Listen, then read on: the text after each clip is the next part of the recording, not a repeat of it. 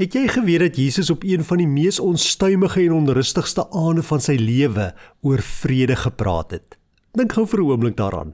As jy geweet het dat jy binne 'n paar uur gearresteer gaan word, vals beskuldig gaan word, gegeesel gaan word, aan 'n kruis gaan sterf, dan sou vrede waarskynlik nie die eerste onderwerp wees waaroor jy sou praat nie.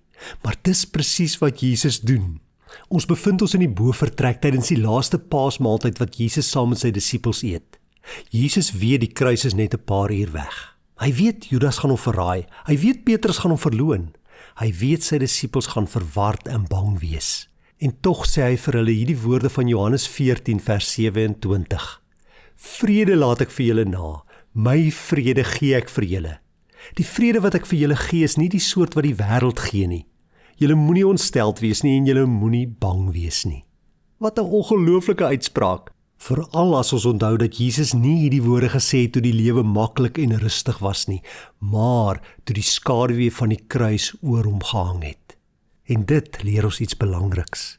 Jesus se vrede hang nie af van omstandighede nie, van die regte omstandighede nie. Want as vrede afhanklik is van omstandighede, dan sou Jesus nie hierdie woorde op daardie aand kon sê nie. Nee, die vrede waarvan hy praat is iets diepers, iets baie sterkers, iets wat nie deur omstandighede geskep word nie en daarom ook nie deur omstandighede vernietig kan word nie. En dan sê Jesus iets wat baie treffend is. Hy sê, die vrede wat ek vir julle gee, is nie die soort wat die wêreld gee nie. Ja, die wêreld bied ook vrede aan, maar gewoonlik is dit tydelike vrede. Die vrede van genoeg geld hê, die vrede van goeie gesondheid, die vrede van stabiele omstandighede. Ja, die vrede van 'n probleemvrye lewe. Maar wat gebeur wanneer daardie dinge nie meer daar is nie? Wanneer die wêreld verander? Wat gebeur wanneer die diagnose kom? Wanneer die finansies druk? Wanneer 'n verhouding verbrokkel?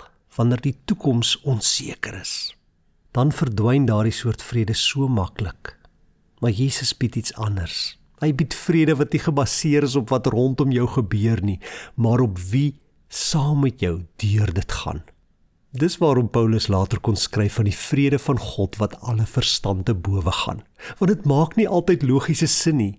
Jy het nog steeds vrae, jy het nog steeds die uitdagings. Maar daar's 'n kalmte diep binne in jou, omdat jy weet God is in beheer. En dalk is dit presies wat jy vandag moet hoor, wat jy so nodig het. Want baie mense leef met 'n hart vol angs, vol bekommernis, vol vrese oor môre. En Jesus se woorde kom soos koel vars water op 'n baie warm dag. Hy sê, julle moenie ontsteld wees nie en julle moenie bang wees nie. Let op, hy sê nie daar gaan niks wees om oor bekommerd te wees nie. Hy sê nie die lewe gaan maklik wees nie. Nee, hy sê, ons moenie dat vrees ons beheer nie. Waarom? Omdat ons hom het. Die een wat die storm stil maak. Die een wat die graf oorwin het. Die een wat beloof het om sy kinders nooit te verlaat nie. So kan ek vandag vir jou vra, waar probeer jy vrede vind?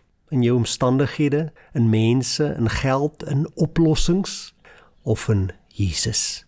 Want die vrede wat die wêreld bied, hou net so lank soos die omstandighede positief is.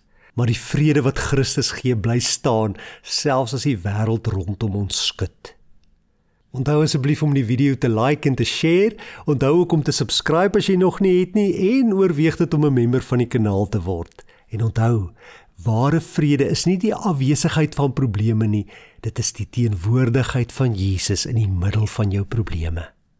Here, dankie vir die woord wat U vir my gee vandag, dat ek nie ontsteld moet wees nie, dat ek nie moet bang wees nie. Ek bid nou vir elke een wat bang en ontsteld en onseker is, Here.